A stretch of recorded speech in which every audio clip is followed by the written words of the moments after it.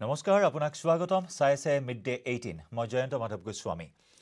দেশপুৰৰ জিএনআৰচিত medical বোৰ্ডৰ 6 জনীয়া এটা দল ৰাজকন্যাৰ স্বাস্থ্য পৰীক্ষা কৰিলে 6 জনীয়া দলটোৱে স্বাস্থ্য পৰীক্ষা কৰি উভতিল 6 জনীয়া মেডিকেল বোৰ্ডৰ দলটোৱে ৰাজকন্যা প্ৰকৃততে সুস্থ নে অসুস্থ হিয়া পৰীক্ষা কৰিলে দলটোৱে ৰাজকন্যাৰ সাৰ্জাৰী নিউৰো মেডিচিন মনোৰোগ বিশেষজ্ঞ পৰীক্ষা কৰিলে ৰাজকন্যাৰ সকলো ৰিপৰ্ট তন্নকৈ চালে দলটোৱে মেডিকেল বোৰ্ডৰ লগতে জিএনআৰচিত উপস্থিত হৈ শীৰ্ষ আৰক্ষী বিষয়া লগত আছে এগৰাকী মহিলা আৰক্ষী বিষয়া পূব আৰক্ষী জিলাৰ ডিচিপি শুভ্ৰজ্যোতি বৰাৰ নেতৃত্বত দিছপুৰ আৰক্ষীৰ দল এটা উপস্থিত হয় জিএনআৰচিত উল্লেখযোগ্য যে দিছপুৰ আৰক্ষীয়ে থানাত হাজিৰ হোৱাৰ নিৰ্দেশৰ পিছতেই জিএনআৰচিত ভৰ্তি হৈছিল ৰাজকন্যা অসুস্থতাৰ দোহাই দি দুসপ্তাহৰ সময় বিচাৰিছিল ৰাজকন্যাৰ মাতৃয়ে ৰাজকন্যা সঁচাকৈয়ে অসুস্থ হয় নে নহয়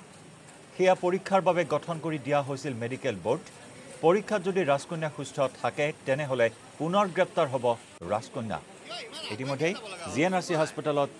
স্বাস্থ্য পৰীক্ষা কৰি উভতিল 6 জনীয়া মেডিকেল বোৰ্ডৰ দলটিয়ে আৰু ইয়াৰ পিছতেই প্ৰতিবেদন দাখিল কৰিব দলটিয়ে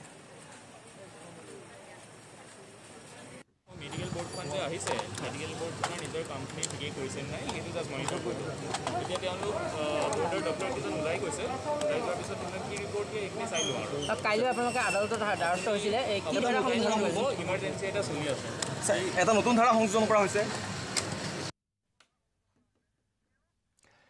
সাবুৱাৰ কাজিখোৱাত সংঘটিত হয় আৰক্ষীৰ এনকাউণ্টাৰৰ ঘটনা আৰক্ষীৰ এনকাউণ্টাৰত আহত হয় অপহৰণকাৰী বিমান বৰা মঙ্গলবাৰে নিশা আৰক্ষীৰে হোৱা সংঘৰ্ষত আহত হয় বিমান বৰা গুঞ্জন শৰ্মা অপহৰণ কাণ্ডত জড়িত আছিল বিমান বৰা ঘটনাস্থলীৰ পৰা উদ্ধাৰ কৰা হয় পিস্তল সহ সক্ৰিয় গুলি সম্প্ৰতি এএমচিএইচত চিকিৎসাধীন হৈ আছে দুৰ্ধৰ্ষ ডকাইত তথা অপহৰণকাৰী বিমান বৰা কেইবাটাও ডকাইতি আৰু অপহৰণ কাণ্ডত জড়িত আছিল এই দুৰ্ধৰ্ষ অপৰাধীটো खबर पाइছিলো যে বিমান বৰা জি এজন ভেটেৰান ডকাইত বিভিন্ন ডিস্ট্ৰিক্টত ক্ৰাইম কৰি আৰু ডকাইতি কৰি হি ওয়ান্টেড হৈ আছিল তো তাৰ লোকেশন ডিব্ৰুগড়ত সোৱা হৈছিল আৰু টু সোৰ্স ইনফৰমেশন মতে আমি খবৰ পালো যে স্পেসিফিকলি কোত থাকি আছে আজি ৰাতিপুৱা তো আৰ্লি মৰ্নিং এটা টিম গৈ তাতে যেতিয়া অপাৰেশন কৰিলে তেতিয়া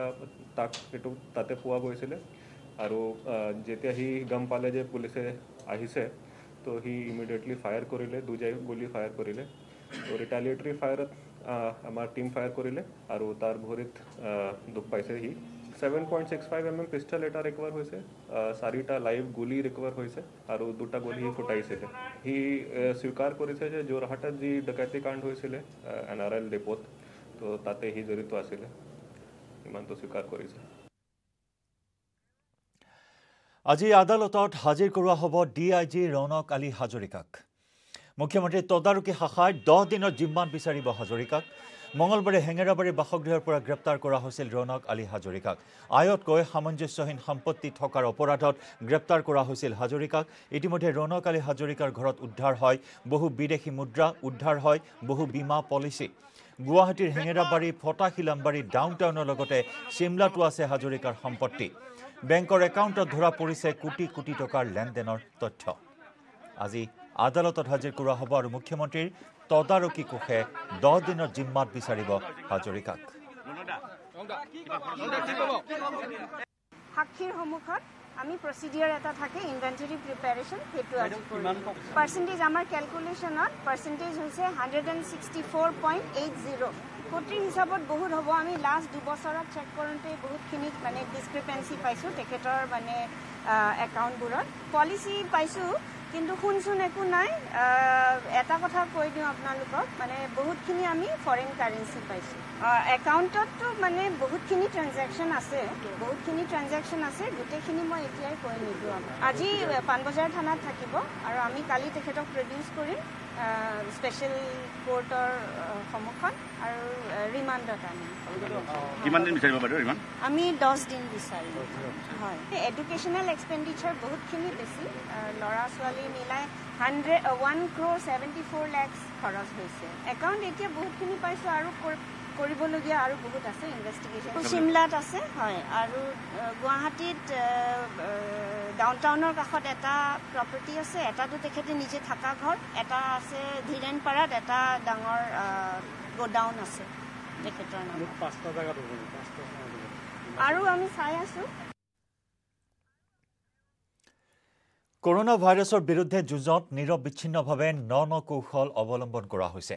আৰু এই ক্ষেত্ৰত ভেকচিন যোগান ধৰিবৰ বাবে এতিয়া দেশত ড্ৰোনৰো ব্যৱহাৰ কৰা হৈছে প্ৰচেষ্টা এয়াই যে ড্ৰোনৰ জৰিয়তে সেইসমূহ স্থানত যিমান সোনকালে পাৰি ভেকচিনৰ লগতে প্ৰয়োজনীয় ঔষধ যোগান ধৰিব পৰা যায় য'ত অন্য মাধ্যমেৰে যোগান ধৰাত পলম হোৱাৰ আশংকা থাকে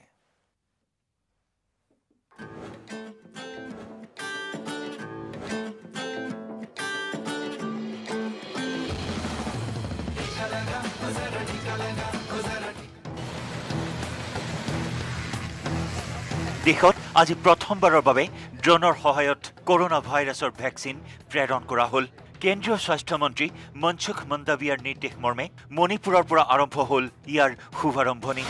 আৰু এয়াই হ'ল দেশত প্ৰথমবাৰৰ বাবে ভেকচিন যোগানৰ ক্ষেত্ৰত ব্যৱসায়িক ভিত্তিত ড্ৰোনৰ ব্যৱহাৰ ড্ৰোনৰ সহায়ত কৰোনা ভাইৰাছৰ ভেকচিনৰ ড'জ মণিপুৰৰ বিশানপুৰৰ কৰাংগলৈ প্ৰেৰণ কৰা হ'ল পাহাৰীয়া ৰাস্তাৰে বিশানপুৰৰ কৰাংগলৈ দূৰত্ব প্ৰায় 26 কিলোমিটাৰ য'ত ড্ৰোনৰ সহায়ত ইয়াৰ দূৰত্ব মাত্ৰ 15 কিলোমিটাৰ ড্ৰোন ব্যৱহাৰ কৰি 12 পৰা 15 মিনিটৰ ভিতৰতে মণিপুৰৰ বিশানপুৰৰ কৰাংগলৈ প্ৰেৰণ কৰা হ'ল ভেকচিন আকাশৰ পৰা নামি আহিল সঞ্জীৱনী ড্ৰোনৰ সহায়েৰে কৰোনাৰ বিৰুদ্ধে যুঁজ ড্ৰোনৰ সহায়ত কৰোনা ভাইৰাছৰ ভেকচিন প্ৰেৰণৰ এই প্ৰচেষ্টা দেশত কেইবা মাহ ধৰি অব্যাহত আছিল কিন্তু এয়া প্ৰথমবাৰ য'ত বিগত সোমবাৰে মণিপুৰত এই প্ৰচেষ্টাৰ সফল ৰূপ দিয়া হ'ল দৰাচলতে পাহাৰীয়া আৰু অতি দুৰ্গম অঞ্চলসমূহত ভেকচিন যোগান ধৰিবলৈ স্বাস্থ্যকৰ্মীসকলে বহু বাধা তথা প্ৰত্যাহ্বানৰ সন্মুখীন হ'বলগীয়া হয় মণিপুৰৰ কৰাংগাঁও এনে এক দুৰ্গম স্থান য'ত প্ৰায় ৩৫০০ লোকে বাস কৰে কিন্তু দুৰ্গম স্থান হোৱাৰ বাবেই তাত এই পৰ্যন্ত মাত্ৰ ৩০% লোকৰহে টীকাকৰণ সম্পন্ন হৈছে আকাশৰ পৰা নামি আহিল সঞ্জীৱনী ড্ৰোনৰ সহায়েৰে কৰোনাৰ বিৰুদ্ধে যুঁজ মণিপুৰৰ লোকটক হ্ৰদ থকাৰ পাছতো কৰাংগত ড্ৰোনৰ সহায়ত কৰোনাৰ ভেকচিন প্ৰেৰণ কৰাৰ এই বাস্তৱ পদক্ষেপে অনাগত সময়ত এক নতুন অধ্যায়ৰ সূচনা কৰিব কেন্দ্ৰীয় স্বাস্থ্যমন্ত্ৰী মনসুখ মন্দাভিয়াই এই বিশেষ উপলব্ধিৰ বাবে ICMR মণিপুৰ চৰকাৰ আৰু এই প্ৰকল্পৰ সৈতে জড়িত কাৰিকৰী কৰ্মীসকলক শুভেচ্ছা জ্ঞাপন কৰে আশা কৰা হৈছে এই নতুন প্ৰযুক্তিৰ জৰিয়তে জৰুৰীকালীন সময়ত জীৱন ৰক্ষাৰ বাবে জীৱনদায়িনী ঔষধ দুৰ্গম স্থানসমূহত প্ৰেৰণ কৰি স্বাস্থ্য খণ্ডত এক নতুন দিগন্তৰ সূচনা কৰিব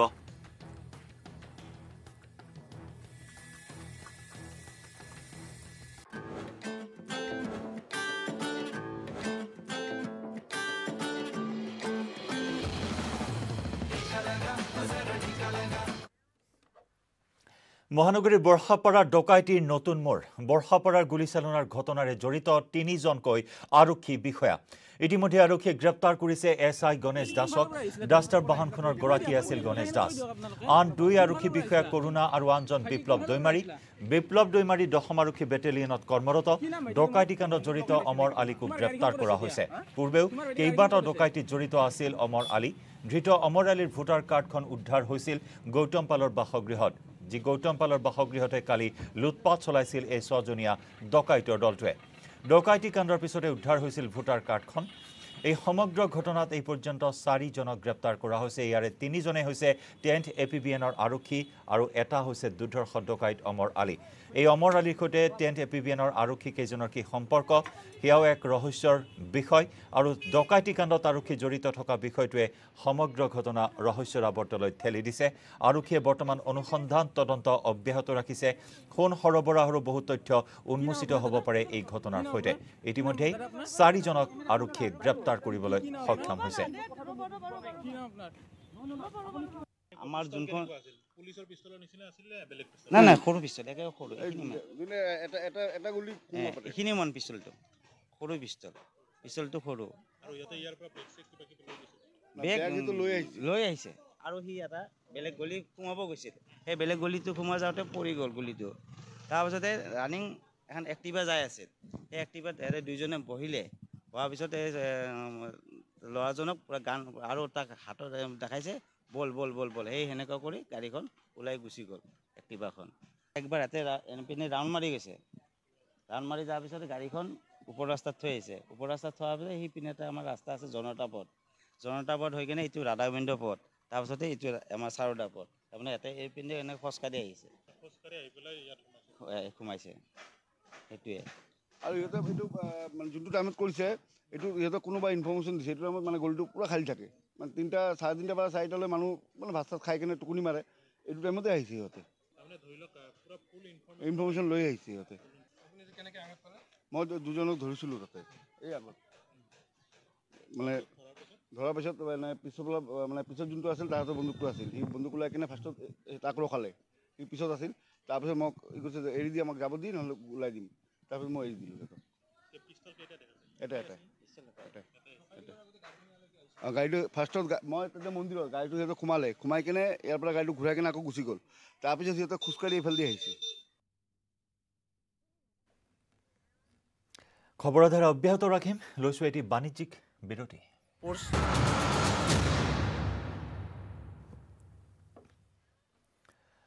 আপুনি চাই আছে মিড-ডে 18 মিড-ডে 18ত এই মুহূৰ্তত আমি আপোনাক দেখুৱাম এক শিহৰণকাৰী দৃশ্য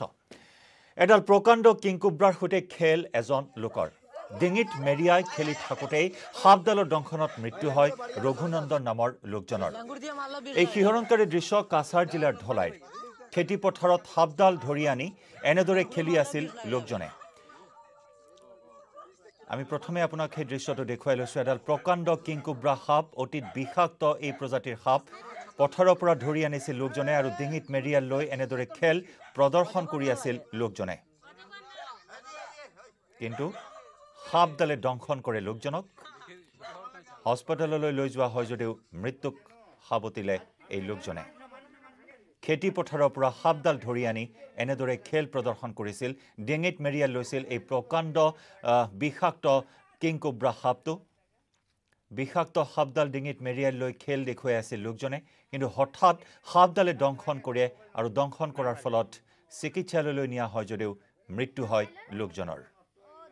এক শিহৰণকাৰী দৃশ্য ছ'চিয়েল মিডিয়াত এনেকুৱা ধৰণৰ দৃশ্য প্ৰায়ে দেখিবলৈ পোৱা যায়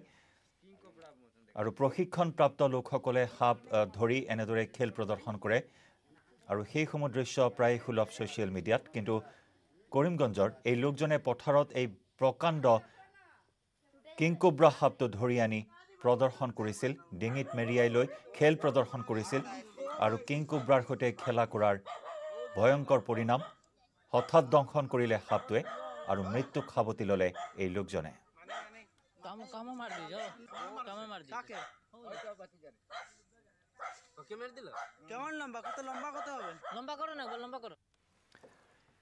লখিমপুৰত নকল সোণৰ মাষ্টাৰ মাইণ্ড মিজুক গ্ৰেপ্তাৰ নকল সোণ আৰু টকাৰে ঠগ প্ৰবঞ্চনা কৰিছিল মিজুৱে লখিমপুৰ আৰক্ষীৰ জালত মিজানুৰ ৰহমান উৰফে মিজু বিহপুৰীয়াৰ পৰা গ্ৰেপ্তাৰ কৰা হয় মিজানুৰ ৰহমানক মিজুৰ লগতে আন এটা প্ৰবঞ্চক সাইদুল ইছলামকো আটক কৰা হয় মিজুৰ নেতৃত্বত লখিমপুৰৰ বঙালমৰাত চলিছিল নকল সোণ আৰু টকাৰ বেহা বহিৰাজ্যৰ বহু লোকক ঠগাইছিল এই অপৰাধীটোৱে অসমৰ লগতে বহিৰাজ্যলৈও নকল সোণ আৰু নকল টকাৰ সৰবৰাহ কৰি আহিছিল এইজন মিজুৱে লখিমপুৰ আৰক্ষীৰ বৃহৎ সফলতা নকল সোণ আৰু নকল টকাৰ মাষ্টাৰ মাইণ্ড এইজন মিজু নকল সোণ আৰু নকল টকাৰ চৰ্দাৰ হৈছে এইজন মিজানুৰ ৰহমান ঠগ প্ৰবঞ্চনাৰে বহুত দিন ধৰি এনেধৰণৰ দৌৰাত্মা অব্যাহত ৰাখিছিল লখিমপুৰ আৰক্ষীয়ে জালত পেলাবলৈ সক্ষম হ'ল মিজুক বিহপুৰীয়াৰ পৰা গ্ৰেপ্তাৰ কৰা হয় মিজু উৰফে মিজানুৰ ৰহমানৰ লগতে আন এটা প্ৰবঞ্চক সাইদুল ইছলামক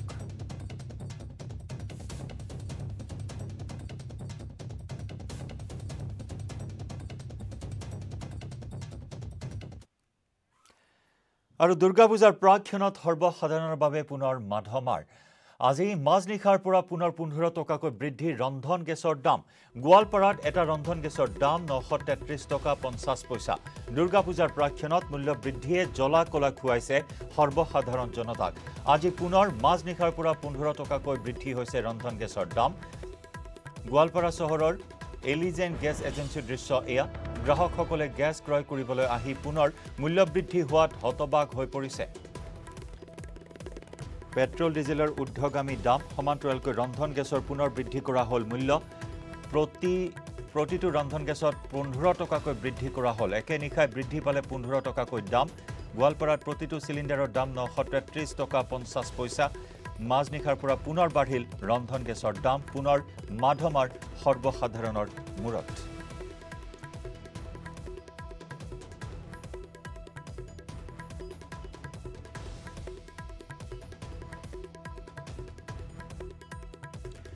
আৰু ৰন্ধন গেছৰ মূল্য বৃদ্ধিৰ তীব্ৰ প্ৰতিক্ৰিয়াৰ সৃষ্টি হৈছে সৰ্বসাধাৰণৰ মাজত আমি আগবঢ়াইছো গোৱালপাৰাৰ পৰা আমাৰ সাংবাদিক ৰিংকু দাসৰ ৰিপৰ্ট ৰন্ধন গেছৰ মূল্য বৃদ্ধিয়ে জ্বলা-কলা খুৱাইছে সৰ্বসাধাৰণ ৰাইজক আৰু এই মুহূৰ্তত মই উপস্থিত আছোঁ গোৱালপাৰা চহৰৰ যি গেছ এজেন্সি ইলিজেন গেছ এজেন্সি ইয়াত দেখা গৈছে আজি পুনৰ 15 টকা বৃদ্ধি হোৱাত এতিয়া মূৰে কপালে হাত দিছে গোৱালপাৰাবাসী ৰাইজ আৰু মূল্যগতিয়াৰ যি বিষয়ববীয়া আছে তেখেতৰ পোনে পোনে জানিব বিচাৰিম যাৰা দেখা গৈছে আজি পুনৰ 15 টকা বৃদ্ধি হৈছে দাম কিমান হৈছে আগতে কিমান দাম আছে আপোনাৰ যোৱাকালিলৈ আছিলে 918 টকা 50 পইচা মাজনিশাৰ পৰা আপোনাৰ 15 টকা বাঢ়িলে এতিয়া ৰেট 933 টকা 50 পইচা ৰাইজতো অসুবিধা হয় নিশ্চয় সেইটোতো আৰু গমে পায় সেইটোতো আমি কিনো কম আজি কিমান সিলিন্ডাৰ আহিছে আজি আপোনাৰ 306 আৰু এখন 288 দুখন গাড়ী আহিছে সিলিন্ডাৰ ৰাইজে ভালকে পাই আছে কিন্তু নাটনি হৈছে নেকি নাটনি পূজা বুলি অলপ ধৰকচোন কি হৈছে কিন্তু এনে মোটামুটি আমাৰ গোৱালপাৰা টাউনত হেনেকুৱা বিশেষ অসুবিধা হোৱা নাই আপোনাৰ এতিয়া মানে কিমান টকা আজি কিমান টকা বাঢ়িল আজি আপোনাৰ 15 টকা বাঢ়িছে কিমান হল এটা সিলিন্ডাৰ গেছ সিলিন্ডাৰ 933 টকা 50 পইচা নিশ্চয়কৈ ক'ব লাগিব আজি পুনৰ 15 টকাকৈ ইতিমধ্যে যি দাম বাঢ়িছে চিলিণ্ডাৰৰ আৰু এতিয়া টোটেল মূল্য হ'ল 933 টকা 50 পইচা বুলি জানিব পৰা গৈছে আৰু ৰাইজে এতিয়া হাবাথুৰি খাব লগা হৈছে কিয়নো প্ৰতিদিনে বৃদ্ধি পাবলৈ ধৰিছে যি গেছ চিলিণ্ডাৰৰ মূল্য কিছু ইয়াত গ্ৰাহক আছে যাৰা আপোনাৰ তাত আহিছোঁ কিমান টকা বাঢ়িল অসুবিধা কেনেকুৱা হয় আমাৰ সৰ্বসাধাৰণ ৰাইজৰ বহুত অসুবিধা হয় কাৰণ এই কেইদিন পিছে এনেকৈ যদি দামটো বৃদ্ধি হৈ থাকে এই মূল্য বৃদ্ধিত মানে আমাৰ সৰ্বসাধাৰণ ৰাইজে বহুত অসুবিধা পাই আছে গতিকে আমি আমাৰ চৰকাৰক আহ্বান জনাইছোঁ যাতে সৰ্বসাধাৰণ ৰাইজক এই মূল্য বৃদ্ধিৰ পৰা অলপ সকাহ দিয়ে এইবিলাক সৰ্বসাধাৰণ ৰাইজে চিন্তা কৰি যাতে আমাৰ এই গেছটোৰ দামটো কমাই দিয়ে এতিয়া 933 টকা 50 পইচা হ'ল কি ক'ব ইমান দাম বাঢ়ি